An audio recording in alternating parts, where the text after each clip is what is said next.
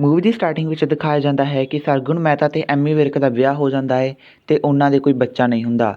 ਜਦੋਂ ਕੋਈ ਬੱਚਾ ਨਹੀਂ ਹੁੰਦਾ ਉਹ ਇੱਕ ਬਾਬਾ ਜੀ ਕੋਲ ਜਾਂਦੇ ਨੇ ਅਤੇ ਉਹ ਉਹਨਾਂ ਨੂੰ ਟੂਣਾ ਦੱਸਦੇ ਨੇ ਅਤੇ ਰਾਤ ਨੂੰ ਉਹ ਤਿੰਨੇ ਜਾਣੇ ਉਹਨਾਂ ਦੀ ਮੰਮੀ ਜੀ, ਸਰਗੁਣ ਮਹਿਤਾ ਅਤੇ ਐਮੀ ਵਿਰਕ ਟੂਣਾ ਕਰਨ ਜਾਂਦੇ ਹਨ ਅਤੇ ਕਿਸੇ ਨੂੰ ਪਤਾ ਲੱਗ ਜਾਂਦਾ ਹੈ, ਪਿੰਡ ਦੇ ਸਰਪੰਚ ਜਾਂ ਮੈਂਬਰ ਨੂੰ ਪਤਾ ਲੱਗ ਜਾਂਦਾ ਹੈ ਕਿ ਕੋਈ ਟੂਣਾ ਕਰ ਰਿਹਾ ਹੈ ਅਤੇ ਜਦੋਂ ਉਸ ਨੂੰ ਪਤਾ ਲੱਗਦਾ ਹੈ ਉਹ ਛੇਤੀ ਛੇਤੀ ਆਪਣਾ ਕੰਮ ਨਿਬੇੜ ਕੇ ਭੱਜਣ ਦੀ ਕਰਦੇ ਹਨ। ਜੋ ਪਿੰਡ ਵਾਲੇ ਹੁੰਦੇ ਹਨ ਉਹ ਉਹਨਾਂ ਦਾ ਪਿੱਛਾ ਵੀ ਕਰਦੇ ਹਨ ਪਰ ਉਹਨਾਂ ਨੂੰ ਫੜਨ ਵਿੱਚ ਨਾਕਾਮਯਾਬ ਰਹਿੰਦੇ ਨੇ। ਪਿੰਡ ਦੇ ਮੈਂਬਰ ਬਹੁਤ ਹੀ ਰੌਲਾ ਪਾਉਂਦੇ ਹਨ ਕਿ ਰੁਕ ਜਾਓ, ਪਰ ਉਹ ਆਪਣਾ ਟੂਣਾ ਛੇਤੀ ਛੇਤੀ ਨਿਬੇੜ ਕੇ ਭੱਜਣ ਦੀ ਕਰਦੇ ਹਨ ਕਿਉਂਕਿ ਜੋ ਵੀ ਪਿੰਡ ਵਿੱਚ ਕਿਹਾ ਹੋਇਆ ਹੈ, ਜੋ ਟੂਣਾ ਕਰਦਾ ਹੈ ਉਸ ਨੂੰ ਗੋਲੀ ਮਾਰ ਦਿੱਤੀ ਜਾਵੇ।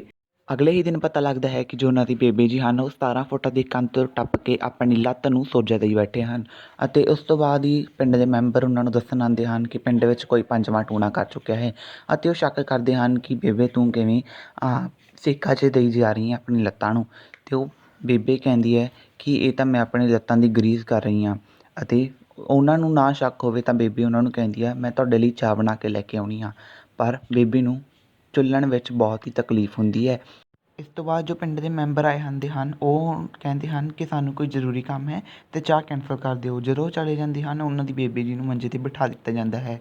ਇਸ ਤੋਂ ਬਾਅਦ ਉਹ ਤਿੰਨੋਂ ਜਾਣੇ ਬਾਬਾ ਜੀ ਕੋਲ ਜਾਂਦੇ ਹਨ ਅਤੇ ਬਾਬਾ ਜੀ ਕਹਿੰਦੇ ਹੁਣ ਮੇਰੇ ਹੱਥ ਖੜ੍ਹੇ ਹਨ, ਮੈਂ ਹੁਣ ਕੁਝ ਨਹੀਂ ਕਰ ਸਕਦਾ। ਇਸ ਤੋਂ ਬਾਅਦ ਉਹ ਡਾਕਟਰ ਕੋਲ ਜਾਂਦੇ ਹਨ। ਡਾਕਟਰ ਕਹਿੰਦੇ ਹਨ ਹਜੇ ਵੀ ਤੁਹਾਡਾ ਬੱਚਾ ਹੋਣ ਦੇ 1% ਚਾਂਸਿਸ ਹੈਗੇ ਨੇ ਅਤੇ ਇਸ ਤੋਂ ਬਾਅਦ ਉਹ ਤਿੰਨੇ ਹਨ ਉਹ ਘਰ ਆ ਜਾਂਦੇ ਹਨ ਅਤੇ ਆਪਸ ਵਿੱਚ ਗੱਲਾਂ ਗੁੱਲਾਂ ਕਰਦੇ ਹਨ। ਅਗਲੇ ਹੀ ਦਿਨ ਬੇਬੇ ਜੀ ਸਰਗੁਣ ਮਹਿਤਾ ਨੂੰ ਕਹਿੰਦੇ ਹਨ ਕਿਉਂ ਨਾ ਤੇਰੇ ਘਰ ਵਾਲੇ ਦਾ ਦੂਸਰਾ ਵਿਆਹ ਕਰ ਦਿੱਤਾ ਜਾਵੇ। ਪਹਿਲੀ ਵਾਰ ਤਾਂ ਸਰਗੁਣ ਮਹਿਤਾ ਵੀ ਗੁੱਸਾ ਮੰਨਦੀ ਹੈ, ਪਰ ਇਸ ਤੋਂ ਬਾਅਦ ਜੋ ਉਹਨਾਂ ਦੀ ਬੇਬੇ ਜੀ ਹਨ ਉਹ ਉਸ ਨੂੰ ਦਿਖਾਉਂਦੇ ਹਨ ਜੇਕਰ ਤੇਰਾ ਬੱਚਾ ਨਾ ਹੋਇਆ ਤਾਂ ਉਹ ਕਿਸੇ ਹੋਰ ਨੂੰ ਵੀ ਲੈ ਕੇ ਆ ਸਕਦਾ ਹੈ ਅਤੇ ਉਹ ਆਪਣੀ ਕੰਮ ਵਾਲੀ ਨੂੰ ਇਸ਼ਾਰਾ ਕਰਕੇ ਦੱਸਦੀ ਹੈ ਕਿ ਕਿਤੇ ਇਸ ਨੂੰ ਹੀ ਨਾ ਲੈ ਆਵੇ। ਸਰਗੁਣ ਮਹਿਤਾ ਰਾਤ ਨੂੰ ਸੁਪਨਾ ਦੇਖਦੀ ਹੈ ਕਿ ਇਸ ਤੋਂ ਬਾਅਦ ਕਿਤੇ ਇਹ ਸੱਚੀ ਨਾ ਹੋ ਜਾਵੇ ਅਤੇ ਮੈਂ ਕੰਮ ਵਾਲੀ ਬਣ ਕੇ ਰਹਿ ਜਾਵਾਂ। ਅਗਲੇ ਦਿਨ ਉਹ ਆਪਣੀ ਬੇਬੇ ਜੀ ਨੂੰ ਕਹਿੰਦੀ ਹੈ ਕਿ ਹਾਂ ਮੈਂ ਤੁਹਾਡੇ ਨਾਲ ਸਹਿਮਤ ਹਾਂ। ਇਸ ਤੋਂ ਬਾਅਦ ਉਹ ਦੋਨੋਂ ਦੂਸਰੇ ਵਿਆਹ ਲਈ ਕੁੜੀ ਦੇਖਣ ਚਲੇ ਜਾਂਦੇ ਹਨ ਅਤੇ ਉਹਨਾਂ ਦੀ ਗਵਾਂਢਣ ਹੈ ਜੋ ਉਹਨਾਂ ਨੂੰ ਰਾਏ ਦਿੰਦੀ ਹੈ ਕਿ ਕਿਉਂ ਨਾ ਤੂੰ ਆਪਣੀ ਸਕੀ ਭੈਣ ਦਾ ਹੀ ਆਪਣੇ ਘਰ ਵਾਲੇ ਨਾਲ ਵਿਆਹ ਕਰ ਦੇਵੀਂ, ਜੇਕਰ ਉਹ ਤੇਰੇ ਨਾਲ ਲੜੇਗੀ ਤਾਂ ਤੈਨੂੰ ਮਾਰ ਕੇ ਛਾਵੇਂ ਹੀ ਸੁੱਟੇਗੀ। ਅਤੇ ਉਹ ਆਪਣੀ ਜੋ ਸਰਗੁਣ ਮਹਿਤਾ ਹੈ ਉਹ ਐਮੀ ਵਿਰਕ ਨੂੰ ਮਨਾਉਣ ਲੱਗਦੀ ਹੈ ਕਿ ਰਾਣੀਆਂ ਦੇ ਅੱਗੇ ਬਹੁਤ ਸਾਰੇ ਘਰ ਵਾਲੀਆਂ ਹੁੰਦੀਆਂ ਸੀ ਅਤੇ ਉਹਨਾਂ ਨੂੰ ਬਹੁਤ ਤੰਗ ਕਰਦੀਆਂ ਸੀ ਕਿ ਦੋ ਕਲੋਟ ਨੇ, ਇਸ ਤਰ੍ਹਾਂ ਕੁਝ ਉਹਨੂੰ ਗੱਲ ਕਹਿਣ ਦੀ ਕੋਸ਼ਿਸ਼ ਕਰਦੀ ਹੈ ਅਤੇ ਉਹ ਇਸ ਤੋਂ ਬਾਅਦ ਸਾਫ਼ ਸਾਫ਼ ਦੱਸ ਦਿੰਦੀ ਹੈ ਕਿ ਕਿਉਂ ਨਾ ਤੁਸੀਂ ਮੇਰੀ ਛੋਟੀ ਭੈਣ ਨਾਲ ਵਿਆਹ ਕਰ ਲਓ। ਅਤੇ ਉਹ ਜੋ ਐਮੀ ਵਿਰਕ ਹੈ ਉਹ ਕਹਿੰਦਾ ਹੈ ਕਿ ਮੈਂ ਇਸ ਨੂੰ ਕਦੇ ਉਹ ਨਜ਼ਰ ਨਾਲ ਵੇਖਿਆ ਨਹੀਂ ਅਤੇ ਸਰਗੁਣ ਮਹਿਤਾ ਕਹਿੰਦੀ ਹੈ ਕਿ ਹੁਣ ਵੇਖ ਲਓ। ਅਤੇ ਉਹ ਹੁਣ ਐਮੀ ਵਿਰਕ ਨੂੰ ਮਨਾਉਣ ਦੀ ਕੋਸ਼ਿਸ਼ ਕਰਦੀ ਹੈ ਅਤੇ ਕਹਿੰਦੀ ਹੈ ਜੇਕਰ ਅਸੀਂ ਦੋ ਜਾਣੀਆਂ ਹੋ ਗਈਆਂ ਤਾਂ ਤੁਹਾਡੇ ਨਾਲ ਕੰਮ 'ਚ ਹੱਥ ਵਟਾਇਆ ਕਰਾਂਗੀਆਂ। ਇਸ ਤੋਂ ਬਾਅਦ ਉਹ ਆਪਣੇ ਪੇਕੇ ਪਿੰਡ ਚਲੀ ਜਾਂਦੀ ਹੈ ਅਤੇ ਨਿਮਰਤ ਖਹਿਰਾ ਅਤੇ ਐਮੀ ਵਿਰਕ ਨੂੰ ਇਕੱਠਿਆਂ ਨੂੰ ਘਰੋਂ ਘੱਲ ਦਿੰਦੇ ਹਨ ਕਿ ਉਹ ਆਪਸ 'ਚ ਰਿਲੇਸ਼ਨ ਬਣਾ ਸਕਣ। ਇੱਕ ਦਿਨ ਉਹਨਾਂ ਦੇ ਪੇਕੇ ਪਿੰਡ ਦੇ ਅੱਕ ਕੇ ਨਿਮਰਤ ਖਹਿਰਾ ਨੂੰ ਬਿਠਾ ਕੇ ਪੁੱਛ ਹੀ ਲੈਂਦੇ ਹਨ ਕਿ ਤੂੰ ਐਮੀ ਵਿਰਕ ਨਾਲ ਜਾਣ ਨੂੰ ਤਿਆਰ ਹੈ ਜਾਂ ਨਹੀਂ, ਤਾਂ ਫਿਰ ਜੋ ਨਿਮਰਤ ਖਹਿਰਾ ਹੈ ਉਹ ਇੱਕ ਵਾਰੀ ਤਾਂ ਨਾ ਕਰ ਦਿੰਦੀ ਹੈ ਕਿ ਮੈਂ ਨਹੀਂ ਜਾਣਾ ਅਤੇ ਐਮੀ ਵਿਰਕ ਅਤੇ ਸਰਗੁਣ ਮਹਿਤਾ ਉੱਥੋਂ ਨਿਰਾਸ਼ ਹੋ ਕੇ ਆ ਜਾਂਦੇ ਹਨ ਅਤੇ ਘਰ ਆ ਕੇ ਬੈਠ ਜਾਂਦੇ ਹਨ ਅਤੇ ਬੇਬੇ ਨੂੰ ਸਾਰੀ ਗੱਲ ਦੱਸਦੇ ਹਨ ਅਤੇ ਬੇਬੇ ਜੀ ਕਹਿੰਦੇ ਹਨ ਚੱਲ ਕੋਈ ਗੱਲ ਨਹੀਂ। ਅਤੇ ਜੋ ਐਮੀ ਵਿਰਕ ਹਨ ਉਹ ਪਿੰਡ ਦੇ ਮੈਂਬਰ ਵੀ ਹਨ ਸਰਪੰਚ ਜੀ ਦੇ ਅਤੇ ਉਹ ਉਹਨਾਂ ਨੂੰ ਫੋਨ ਆ ਜਾਂਦਾ ਅਤੇ ਕਹਿੰਦੇ ਹਨ ਪਤਾ ਨਹੀਂ ਕਿਸ ਦਾ ਫੋਨ ਆ ਗਿਆ ਅਤੇ ਜਦੋਂ ਚੱਕਦੇ ਹਨ ਅਤੇ ਉਸਨੂੰ ਪਤਾ ਲੱਗਦਾ ਹੈ ਕਿ ਜੋ ਫੋਨ ਹੈ ਉਹ ਮੇਰੇ ਸਹੁਰਿਆਂ ਤੋਂ ਹੈ ਅਤੇ ਉਹ ਦੱਸ ਰਹੇ ਹਨ ਕਿ ਜੋ ਉਹਨਾਂ ਦੀ ਸਾਲੀ ਹੈ ਮਤਲਬ ਨਿਮਰਤ ਖਹਿਰਾ ਹੈ ਕਿ ਉਹ ਉਹਨਾਂ ਲਈ ਵਿਆਹ ਕਰਨ ਲਈ ਮੰਨ ਗਈ ਹੈ।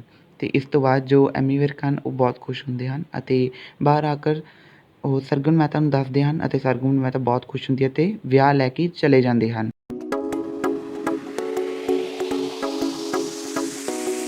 ਹੋ ਕੌੜਾ ਜੱਟ ਜੀਵ ਦਾ ਕੰਗਿਆ ਨਸੀਬ ਦਾ ਯਾਰਾਂ ਦੇ ਸਟੈਂਡ ਕੰਮ ਕਰਦਾ ਤਵੀਬ ਦਾ,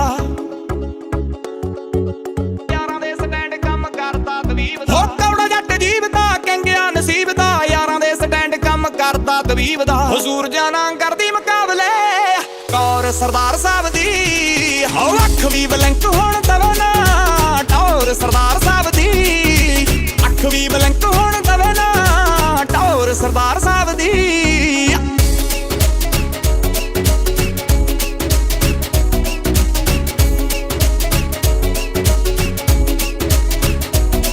ਉਹ ਗੌਰ ਨਾਲ ਸੁਣੀ ਗੱਲ ਬੱਲਿਆ ਮੱਚਦੇ ਮਰੋੜੇ ਕੀ ਬੋਲਦੇ, ਲੋਭੀਆਂ ਲਈ ਹੁੰਦੀਆਂ ਦਲਾਲੀਆਂ ਯਾਰ ਕਦੇ ਯਾਰੀਆਂ ਨਹੀਂ ਤੋਲਦੇ।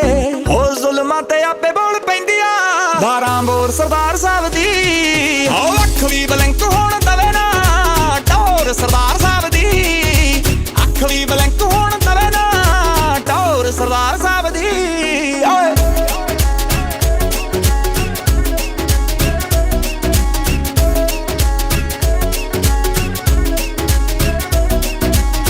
ਜਿਹੜੀ ਇੱਕ ਵਾਰ ਦੇਖ ਲੈ ਦੇਖ ਕੇ ਹੀ ਥੋੜਾ ਚਿਰ ਠਹਿਰਦੀ ਠਾਠ ਨਾਲ ਦਿਲਾਂ ਵਿੱਚ ਰਹੀਦਾ ਹੈਡਲਾਈਨ ਮੁੰਡਾ ਪੂਰੇ ਸ਼ਹਿਰ ਦੀ ਉਹ ਹੁੰਦੀ ਆ ਸਿਫਤ ਹੁੰਦੀ ਰਹੂਗੀ ਹਰ ਦੌਰ ਸਰਦਾਰ ਸਾਹਿਬ ਦੀ।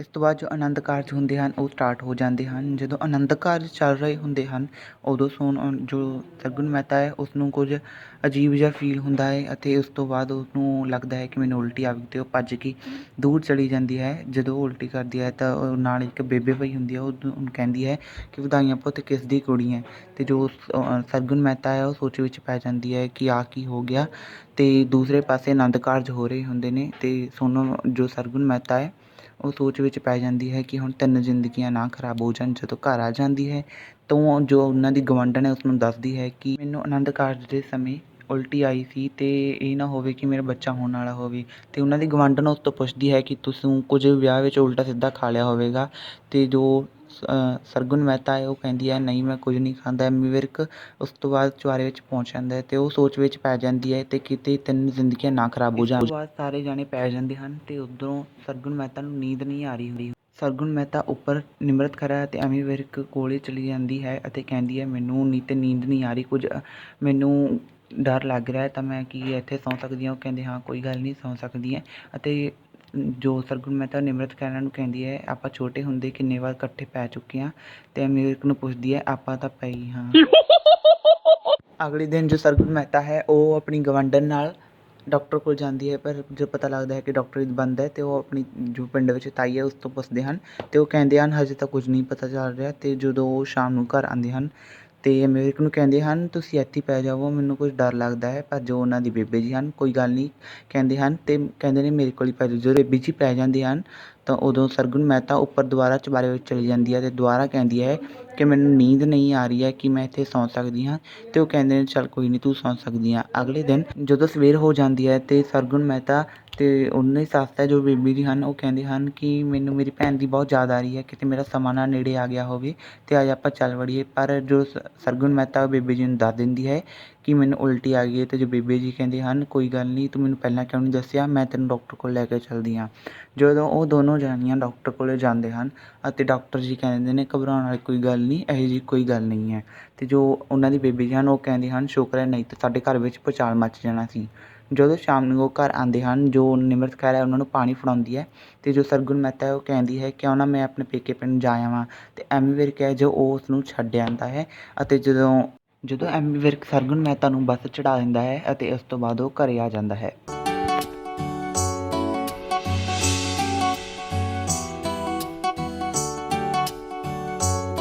ਸਾਡੇ ਕੋਠੇ ਉੱਤੇ ਚੀਨੇ ਨੇ, ਸਾਡੇ ਕੋਠੇ ਉੱਤੇ ਚੀਨੇ ਨੇ, ਤੇਰੀ ਮੇਰੀ ਜੋੜੀ ਸੋਹਣੀ ਐ, ਤੇਰੀ ਮੇਰੀ ਜੋੜੀ ਸੋਹਣੀ ਐ। ਉਹ ਜਿਵੇਂ ਮੁੰਦੀ ਚ ਨਗੀਨੇ ਨੇ, ਜਿਵੇਂ ਮੁੰਦੀ ਚ ਨਗੀਨੇ ਨੇ।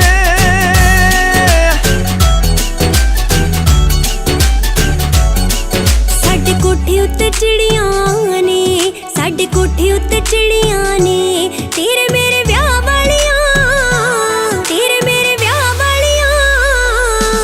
ਗੱਲਾਂ ਪਿੰਡਾਂ ਵਿੱਚ ਛਿੜੀਆਂ ਨੇ, ਗੱਲਾਂ ਪਿੰਡਾਂ ਵਿੱਚ ਛਿੜੀਆਂ ਨੇ।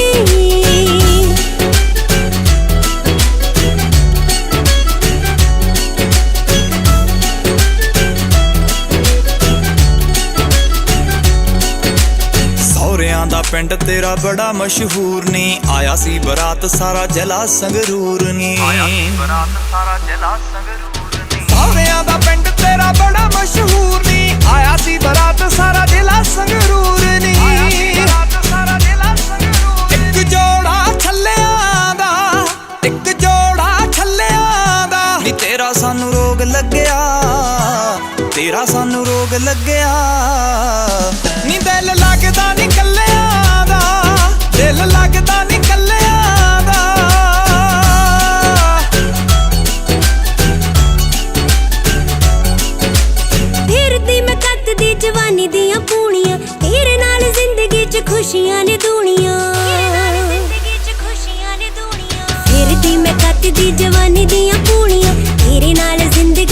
ਖੁਸ਼ੀਆਂ ਨੇ ਦੂਣੀਆਂ ਫੁੱਲ ਰਾਹ ਵਿੱਚ ਘੇਰੇ ਨੇ ਫੁੱਲ ਰਾਹ ਵਿੱਚ ਘੇਰੇ ਨੇ ਦਿਲ ਕੋਲੋਂ ਵੇਖ ਪੁੱਛ ਕੇ ਦਿਲ ਕੋਲੋਂ ਵੇਖ ਪੁੱਛ ਕੇ ਕਿੰਨੇ ਚਾਅ ਨੂੰ ਤੇਰੇ ਨੇ ਕਿੰਨੇ ਚਾਅ ਨੂੰ ਤੇਰੇ ਨੇ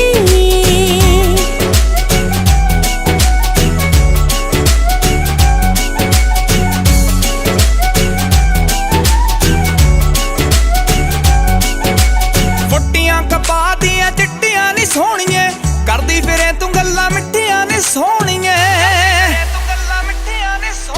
ਫੁੱਟੀਆਂ ਕਪਾਹ ਦੀਆਂ ਚਿੱਟੀਆਂ ਨੀ ਸੋਹਣੀਏ ਕਰਦੀ ਫਿਰੇ ਤੂੰ ਗੱਲਾਂ ਮਿੱਠੀਆਂ ਨੇ ਸੋਹਣੀਏ